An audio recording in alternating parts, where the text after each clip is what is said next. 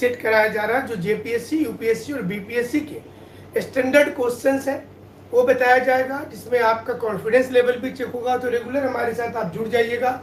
और इसके बाद मेंस की जो क्लासेज हो रही है पेड वाली, उसके लिए अगर आपको एडमिशन लेना है तो आप 9431156794 नंबर पर व्हाट्सएप मैसेज कर देंगे। हमारे चैनल को सब्सक्राइब करके रख लीजिएगा यूट्यूब पर, अगर पहली बार आप जुड़े हैं तो, ताकि इसी प्रकार के क्वेश्चंस आपको लगातार मिलते रहें। तो आप जो घर में तैयारी कर रहे हैं वो एनसीईआरटी जरूर से पढ़ेंगे, एक मैक्सिमम एक रेफरेंस बुक पढ़ लेंगे तो सफिशिएंट होता है। एक ही चीज को आप बार बार पढ़ने की कोशिश कीजिएगा, एक ही चैप्टर को, तो ज़्यादा बेहतर होता है। तो आपके ज़्यादा क्वेश्चन सॉल्व हो पाएंगे परीक्षा में। तो चलिए आज के क्वेश्चन से शुरुआत कर लेते हैं। किस एक पंचवर्षीय योजना में मानव विकास ही इसका मूलभूत उद्देश्य था? ह्यूमन रिसोर्स डेवलपमेंट, एचआरडी जो है। Which of the following 5-year plan recognized human development as a main goal? तो इसमें आंसर भी संभवतः दिख रहा होगा आप लोगों को, तो इसका आंसर को कैंसिल करके हम आगे बढ़ेंगे, लेकिन आप देख लें इसमें सही आंसर इसका हो रहा है डी, जिसमें 8वीं पंचवर्षीय योजना का जो मूल उद्देश्य था। और ये जो 8वीं पंचवर्षीय योजना जो थी, इसका जॉन डब्ल्यू मिलर मॉडल, इसको इस योजना का नाम जॉन डब्ल्यू मिलर मॉडल के नाम से जाना जाता है। तो ये भी एक एग्जाम में क्वेश्चन आ सकता है, जॉन डब्ल्यू मिलर मॉडल का संबंध किससे? और एचआरडी इसी समय में डेवलप हुआ था, और ये जो था 1992 से लेकर के 1997 तक, 1992 से 1997 तक जो था, ये 8वीं पंचवर्षीय योजना था, जिसमें ह्यूमन रिसोर्सेज पर, जो मानव संसाधन होता है, मानव की ब्रेन को यूज करना है। तो हर मानव एक संसाधन है, और इसलिए आप देखेंगे कि मतलब आपको लगेगा कि आप गाड़ी चला रहे हैं तो सीट बेल्ट नहीं पहने हैं, हेलमेट नहीं लगाए हैं, तो इससे सरकार को क्या दिक्कत है? क्योंकि आप एक मानव संसाधन है देश का, और आपको बचा करके रखना ये सरकार की सबसे बड़ी चुनौती होती है। इसलिए जरूरी हो जाता है कि आप तमाम चीजों को करिए। तो चलिए सेकेंड क्वेश्चन की ओर चलते हैं, और अब से आपको आंसर भी देना है जल्दी से। 82 नंबर क्वेश्चन, भारत सरकार द्वारा खर्च की गई कौन सी एक जो राशि है वो नॉन प्लान एक्सपेंडिचर, गैर योजना मद में शामिल इनमें से कौन नहीं है? Which of the following is not included in the non plan expenditure? इसमें से कौन एक नॉन प्लान एक्सपेंडिचर, मतलब गैर योजना मद, जो सरकार योजना बनाती है तो उसमें वो कुछ प्लान एक्सपेंडिचर होता है, कुछ नॉन प्लान होता है। Interest payment, subsidy, defence expenditure और पेंशन, इसमें से कौन सा एक ऐसा तत्व है जो नॉन प्लान एक्सपेंडिचर में नहीं आता है? तो आपको आंसर देना है। नॉन प्लान एक्सपेंडिचर में नहीं आता है, मैंने गैर योजना मद, जिसके लिए योजना नहीं बनाई जा रही है, गैर योजना मद राशि है ये आज के क्वेश्चंस इकोनॉमिक्स से जुड़े हुए हैं। सारे सेक्शंस के क्वेश्चन आपको करवाए जाते हैं, ये फ्री चलता है सुबह में। टाइमिंग थोड़ा आगे पीछे होता रहता है इस क्लास का, लेकिन पेड क्लासेज जो शुरू हो रही है मेंस परीक्षा के लिए खास तौर पर, जिसको लिखने की शैली बताई जाएगी, आंसर राइटिंग प्रैक्टिस करवाया जाएगा, और सीधा क्वेश्चन से आंसर की ओर कैसे जाना है उसको पूरी स्थिति को समझाई जाएगी। तो आप उसके लिए क्लास करने के लिए 9431156794 नंबर पर व्हाट्सएप मैसेज करेंगे। मिनिमम शुल्क पर क्लासेस दी जा रही है। तो चलिए आंसर आना शुरू हो गया है। इंटरेस्ट पेमेंट बहुत लोगों ने लिखा है, कुछ लोगों ने पेंशन जवाब दिया है, तो हम सिर्फ नाम पढ़ दे रहे। सुजाता राय, रानी कुमारी, देव कुमार, शिवचरण महतो, वशिष्ठ नारायण का उत्तर आया है, देव महानंद का है, और भी लोगों का नाम आया था लेकिन उस समय में नहीं देख पाए। तो ये जो उत्तर है मोहम्मद तौहीद ए, देख लेते हैं। चलिए सही उत्तर क्या होगा? सही उत्तर होगा डी। सही उत्तर इसका डी है, यानी कि सही उत्तर डी है। और इसमें बोला जा रहा है कि जो सरकार की गैर योजना मद होती है उसमें लोन, जो भारत सरकार का लोन है, लोन लिया जाता है, लोन का रिपेमेंट जो होता है ये बहुत बड़ा खर्च है। हम आपको एक बार एक वीडियो हमने डाला, इसमें डाला था यूट्यूब पर कि बजट का 1 रुपया आता कैसे है और 1 रुपया जाता कैसे है, तो उसको आप एक बार जरूर से इकोनॉमिक सेक्शन में देख लीजिएगा। सब्सिडी और सैलरी भी, और साथ ही साथ राज्य सरकार को जो पैसा देना रहता है, विदेश में कोई दूसरे देश को कोई पैसा देना है, वो नॉन प्लान एक्सपेंडिचर होता है, उसके लिए एक अलग से बजट बनाई जाती है। सब्सिडी मतलब जो गवर्नमेंट जो है वो आपको गैस सिलेंडर पर अगर दे रही है, पेट्रोल डीजल पर दे रही है, या खाद में दे रही है, फर्टिलाइजर में दे रही है, बिजली में दे रही है, उसको सब्सिडी बोलते हैं। कि अगर खर्च किसी चीज को करने में 20 रुपया खर्च आता है और आपको 15 रुपया में हमने दिया, तो 5 रुपया का सब्सिडी भारत सरकार वहन कर रही है। और ये भारत सरकार के ऊपर यही फासला बढ़ता जाता है। सब्सिडी जैसे जैसे घटेगा वैसे वैसे वस्तु की कीमत बढ़ने लगती है। तो आप देखिएगा कि पेट्रोल डीजल पर सब्सिडी जब घटने लगा तो इसकी कीमत भी बढ़ करके अब 100 रुपया तक जाने वाला है। इसका कारण ये होता है कि गवर्नमेंट अब वो लोड नहीं ले रही है, चाहे वो गैस का सिलेंडर हो। तो गरीब क्या करेंगे, तो गरीब को जो डायरेक्ट बेनिफिशियरी होता है, जो डायरेक्ट ट्रांजेक्शन हो रहा है, जिसमें सरकार को सीधा दिया जाता है, सैलरी जो है, सैलरी जो है वो नॉन प्लान में आता है, लेकिन गवर्नमेंट को पता होता है कि पेंशन वो कितना देंगे, इसलिए पेंशन को गवर्नमेंट जो है वो अब हाल के वर्षों में प्लान में शामिल कर लिए, जो पेंशन है उसको प्लान में शामिल कर लिए। लेकिन इसके अलावा पर्यावरण को लेकर किया गया खर्च, रोड बनाने को लेकर, इंफ्रास्ट्रक्चर के डेवलपमेंट को लेकर, इन तमाम चीजों के लिए गवर्नमेंट के पास फंड होता है।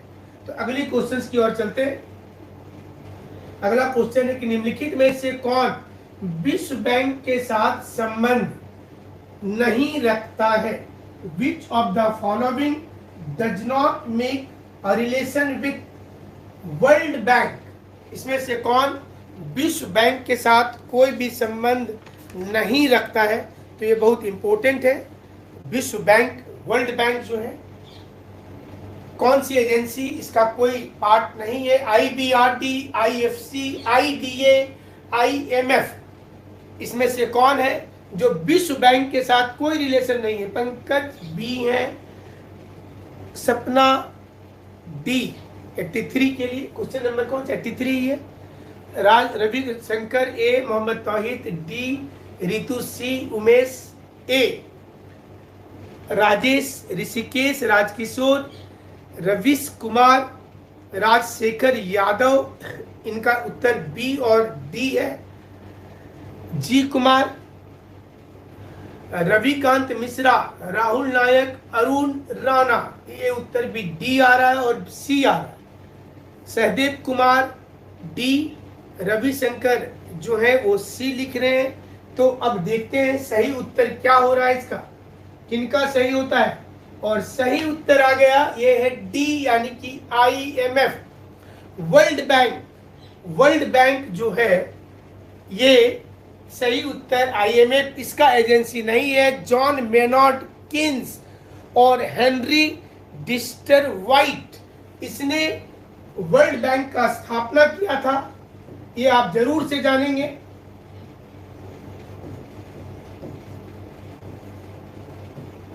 ये जरूर से जानेंगे। वर्ल्ड बैंक का अगर कभी कभी क्वेश्चन आप जानते होंगे कौन है हेड, ये फाउंडर मेंबर थे। वर्ल्ड बैंक के संस्थापक जो थे जॉन मैनन किन्स जो थे, और हेनरी डिस्ट्रॉय वाइट, ये दो लोगों ने किया था।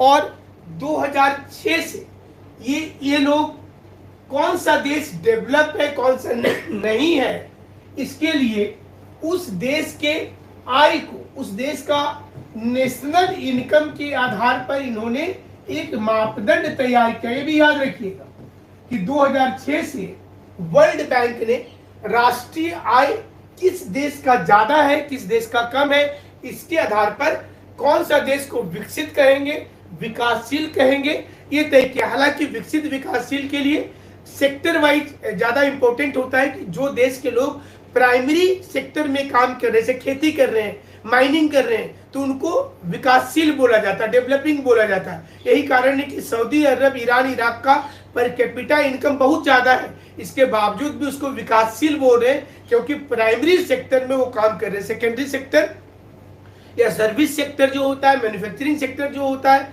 इसमें कोई देश अगर लगा हुआ है तो उसको विकसित माना जाता है संयुक्त राष्ट्र संघ के अनुसार। तो ये आपको बता दें कि इसमें कई संस्थाएं हैं, जैसे कि जो इंटरनेशनल फाइनेंस कमीशन जो है IFC, ये वर्ल्ड बैंक की एक सहयोगी संस्था है IFC, और ये 1956 में ये बना था। हालांकि वर्ल्ड बैंक जो है इन्होंने जुलाई 1944 में इसकी स्थापना कर दी थी, विश्व बैंक का। और इसकी कई सहयोगी संस्था फिलहाल में वर्ल्ड बैंक के साथ है। उसमें से एक संस्था का नाम है इंटरनेशनल फाइनेंस कॉर्पोरेशन जो है, और ये संस्था जो है ये बना था 1956 में।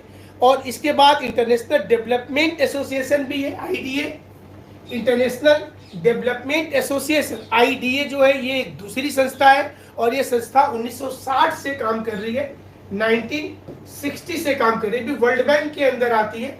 लेकिन ये IBRD, ये जो international bank for reconstruction and development, ये भी वर्ल्ड बैंक की संस्था है IBRD। और इसके अलावा जो संस्था एक है उसका नाम है मल्टीलेटरल इन्वेस्टमेंट गारंटी एजेंसी, जिसको MIGA कहते हैं, मल्टीनेशनल इन्वेस्टमेंट गारंटी एजेंसी। ये भी एक संस्था है वर्ल्ड बैंक की, एक अलग संगठन है। इनफैक्ट सोचिएगा, सारे को मिलाकर के वर्ल्ड बैंक कहा जाता है। तो MIGA, multi investment guarantee agency जो है MIGA, ये एक अलग संस्था है और ये काम कर रही है अलग से। और इसकी स्थापना 1988 में हुई थी, 1988 में। वर्तमान में 179 कंट्री इसके मेंबर है MIGA के। वर्तमान में 179 देश MIGA के मेंबर है। एक और इसके लिए संस्था है जिसका नाम ICSID है, international centre for settlement of investment dispute. ये जो कंट्री है ये काम करती है यहाँ लिख देते ICSID। तो ये एक अलग संस्था है, ये भी काम कर रही है। और 1966 में ये बना था, international centre for settlement of investment dispute. तो ये सारे संस्था मिलकर के, ये सारे एजेंसी मिलकर के, जो यहाँ पर आपको 3 एजेंसी दिखा और 2 हमने एक्स्ट्रा लिखा, एक लिखा MIGA MIGA और एक ICSID। तो ये 5 एजेंसी मिलकर के वर्ल्ड बैंक नाम रखा गया है। वर्ल्ड बैंक का काम है कि पूरे वर्ल्ड में डेवलपमेंट काम देखना, पर्यावरण के लिए देखना। ग्लोबल वार्मिंग जैसे हो रहा है, तो ग्लोबल वार्मिंग के लिए भी वर्ल्ड बैंक को जिम्मेवारी होता है कि इसको कैसे कंट्रोल किया जाए। तो इसमें वर्तमान में 189 कंट्री वर्ल्ड बैंक के मेंबर हैं। एक देश की अभी लिस्टिंग होनी है, तो अगर ये देश इंक्लूड हो जाएगा तो 190 देश वर्ल्ड बैंक के मेंबर हो जाएंगे। विश्व बैंक का मेंबर कितना देश अगर पूछा जाता है तो 190 देश इसके मेंबर हैं, ये भी आपको जानना जरूरी है। और तो जितने देश वर्तमान में, पहले IFC का मेंबर बनना पड़ेगा आपको, वर्ल्ड बैंक का मेंबर बनना है अभी, तो you will have to first become a member of international finance corporation. पहले आप IFC के मेंबर बनेंगे, तब जाकर के आपको वर्ल्ड बैंक का मेंबर बनाया जाएगा। तो ये वर्तमान नियम है विश्व बैंक का। और IMF जो है वो इकोनॉमिक डेवलपमेंट के लिए लोन से ज्यादा वो पैसा जो है वो इंटरेस्ट पर देती है। वर्ल्ड बैंक का पैसा लॉन्ग टर्म होता है और ये अधिकांश पैसा फ्री में होता है। तो चलिए अगली क्वेश्चंस की ओर चलेंगे, थोड़ा व्याख्या बताना जरूरी हो जाता है। तो अगला क्वेश्चन है, कृषि कर राज्यों को संग्रह करने की, ये जो राज्य संग्रह करेंगे ये जिम्मेवारी किसने दिया है? Agriculture tax assigned to the state government. Those responsibility is given by which? Taiwan का लिस्टिंग होना है। और इसके बाद ये देव कुमार ने जानकारी भेजी है, ताइवान की लिस्टिंग होनी है और इसके बाद 190 देश हो जाएंगे वर्ल्ड बैंक में। ठीक है, तो चलिए अगली क्वेश्चन जो है इसमें finance commission, NDC national development council, inter state council या प्रधानमंत्री। एग्रीकल्चर टैक्स जो है ये राज्य कलेक्ट कर लेंगे। इसकी जिम्मेवारी राज्यों को किस एक विंग के द्वारा दिया गया है? वित्त आयोग के द्वारा, राष्ट्रीय विकास परिषद के द्वारा, अंतरराज्य समूह के द्वारा या प्रधानमंत्री के द्वारा। और उत्तर क्या आ रहा है आप लोगों का? मोहम्मद महफूज वशिष्ठ देव महाकुंड। जिन लोगों का उत्तर आ रहा है सिर्फ हम उनका नाम पढ़ देंगे, आपको बताना है कि राजशेखर यादव। सही उत्तर क्या होगा? ए भी लिख रहे हैं लोग, बी, सी, डी, चारों में उत्तर आ रहा है। और ये राजकिशोर देव महाकुंड, जितेंद्र कुमार, किसने, किस संस्था ने, सुभाषिनी हांसदा, रवीश कुमार, किस संस्था ने इसका जिम्मेवारी राज्यों को दिया है? राहुल कुमार, ऋषिकेश महतो, ऋषिका, रविशंकर, रसिक, पंकज सिंह। तो ये सुभाषिष, वासुदेव, शिवचरण महतो। चलिए समय समाप्त हो गया और जल्दी से देख लेते हैं इसका सही उत्तर क्या होगा। क्विक आंसर आ गया ए, यानी कि फाइनेंस कमीशन, वित्त आयोग। वित्त आयोग की नियुक्ति राष्ट्रपति करते हैं अनुच्छेद 280 के द्वारा, आर्टिकल 280 के द्वारा राष्ट्रपति करते हैं इसकी नियुक्ति। और सही उत्तर आ गया कि सही उत्तर होगा ए, वित्त आयोग एग्रीकल्चर का जो सेक्टर है और ये वित्त आयोग को ये जिम्मेवारी दी गई है। तो चलिए अगली क्वेश्चंस की ओर चलते हैं। और आज के सारे क्वेश्चंस जो है ज्यादा इकोनॉमिक्स आधारित नजर आ रहे हैं क्वेश्चंस आज। और ये क्वेश्चन आ गया कि दिनेश गोस्वामी समिति का संबंध किससे है? The Dinesh Goswami committee related to bank nationalism, electoral reform, Jammu Kashmir problem या चकमा प्रॉब्लम। बैंकों का राष्ट्रीयकरण से, चुनाव में सुधार से, जम्मू कश्मीर की समस्या से या फिर चकमा शरणार्थियों के समस्या से। अमित राजदेव राजशेखर, अच्छा राजकेश्वर यादव, ठीक है, राजकेश्वर, आपका भी उच्चारण सही हो गया। आपकी कंप्लेंट जो थी कि आपका नाम दूसरे नाम में चला जा रहा, राजकेश्वर यादव। तो आप लोगों का उत्तर देख नहीं पाए, ए था या बी, सी और डी है। अमरीश कुमार ए बता रहे, अमरीश कुमार ए है, अमित कुमार भी ए बता रहे। तो बाकी लोगों का उत्तर क्या है? दिनेश गोस्वामी समिति। अगर आप जानते हैं तो इसका उत्तर देने में मुश्किल से 5 सेकंड लगेगा, ऐसे तो काफी टाइम निकल जाएगा। 30 सेकंड का हम आपको समय देते हैं, क्विक आंसर दीजिए सबसे पहले किसका उत्तर आएगा। और ये देख लेते हैं, टाइम 30 सेकंड चला गया और सही उत्तर आ रहा है यहाँ पर इलेक्टोरल रिफॉर्म, यानी कि बी, दिनेश गोस्वामी समिति के ही रिकमेंडेशन था कि अगर कोई राज्य में अगर किसी चुनाव में किसी के ऊपर अगर आपराधिक मुकदमा हो या कोई कन्विक्टेड हो तो वैसे जो लोग होंगे उनको चुनाव लड़ने से रोक दिया जाए। तो ये इसमें बताया गया था। और ये जो bank nationalism, electoral reform, Jammu Kashmir और चकमा वाली जो बात है, ये बांग्लादेश के शरणार्थी हैं जो चकमा के नाम से जाने जाते हैं। चकमा वहाँ के एक एरिया में रहने वाले लोगों को कहते हैं और ये भारत में हमेशा आते हैं, इसलिए चर्चा में रहते हैं बीच बीच में। तो अगली क्वेश्चन की ओर चल रहे हैं। बैंक दर का निर्धारण निम्नलिखित में से कौन करता है? बैंक रेट का निर्धारण निम्नलिखित में से कौन करता है? आरबीआई, एसबीआई, सभी बैंक अपना अपना करते हैं या आईएमएफ? बैंक रेट का निर्धारण इनमें से कौन करता है? बैंक रेट, आप सुनते होंगे बैंक रेट। तो बैंक रेट का निर्धारण कौन करता है, आपको बताना है।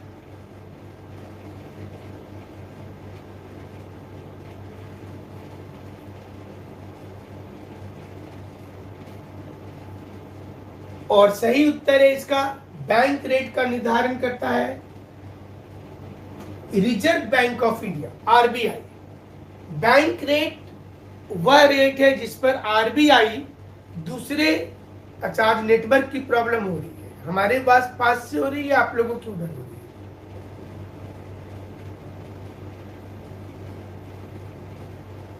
है। Reserve bank of India bank rate की में जो लोन सभी बैंकों को आरबीआई देती है, जो loan reserve bank of India सभी बैंकों को देती है, उसको बैंक रेट कहते हैं। बैंक दर के नाम से वो जाना जाता है।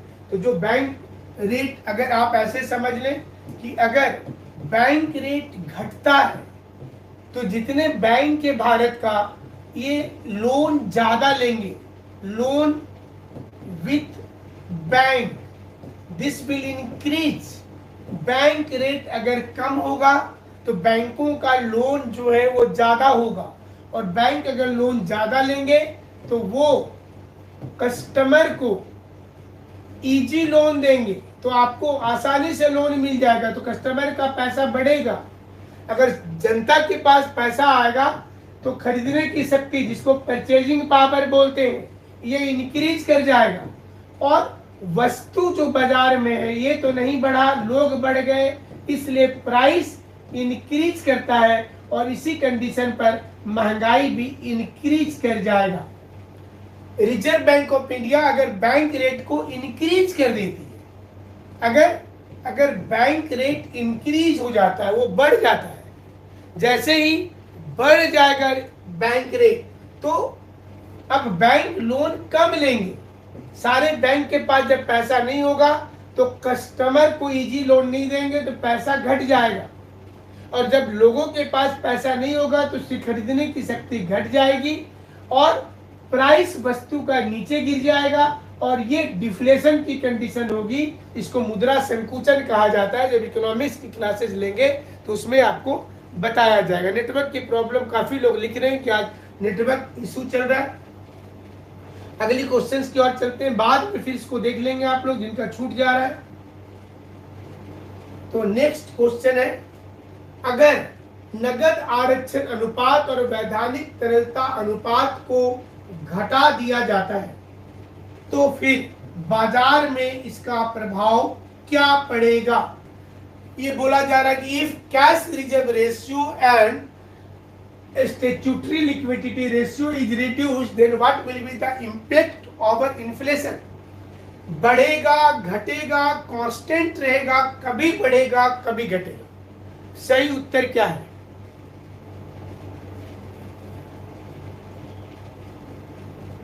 सही उत्तर क्या होगा? बढ़ेगा, ए बढ़ेगा, बी घटेगा, सी कांस्टेंट रहेगा, या डी। सही उत्तर इसमें से क्या होगा?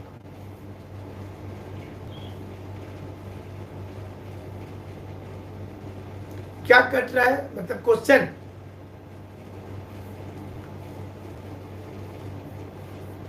क्वेश्चन कट रहा है, और ये बफरिंग मतलब यहां से हो रहा है या फिर आप लोग जहां पर देख रहे हैं वहां से हो रहा है? ये बफरिंग कहां से हो रहा है? हमारे वहां से हो रहा है नेटवर्क प्रॉब्लम।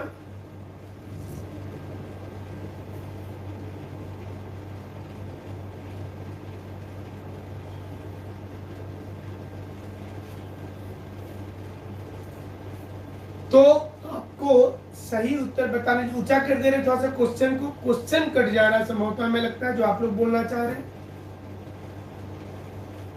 अगर CRR SLR घट जाता है तो इसका इफेक्ट क्या पड़ेगा महंगाई पे? महंगाई बढ़ेगा, घटेगा, कांस्टेंट रहेगा, कभी बढ़ेगा कभी घटेगा।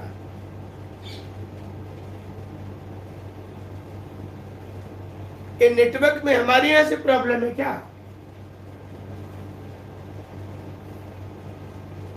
नेटवर्क नहीं आ रहा है, अच्छा।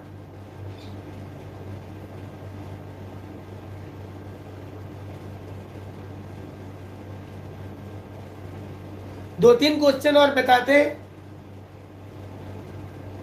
और इसका सही उत्तर हो रहा है कि महंगाई बढ़ेगा। इसके बाद का क्वेश्चन देख लीजिए। भारत के द्वारा 100% पूंजी परिवर्तनशील कहां पर बताया जाता है? Capital accounts convertibility is 100% at, और सही उत्तर होगा IMF, international monetary fund. America की अर्थव्यवस्था को सबसे बड़ी चुनौती क्या है, किस पॉलिसी से है? और इसका सही उत्तर होगा युआन पॉलिसी। चूंकि नेटवर्क प्रॉब्लम है तो हमें उत्तर बता दे रहे हैं आपको। भारत में इन्फ्लेशन का मेजरमेंट करने के लिए सबसे इंपॉर्टेंट संस्था कौन सी है? WPI, होलसेल प्राइस इंडेक्स, जिससे इन्फ्लेशन निकाला जाता है। चूंकि आज नेटवर्क की काफी इशू हो रही है तो आज की क्लास को यहीं पे स्टॉप कर दे रहे हैं। नेक्स्ट क्लास में आपके साथ में फिर मुलाकात होगी। तब तक के लिए शुक्रिया, धन्यवाद।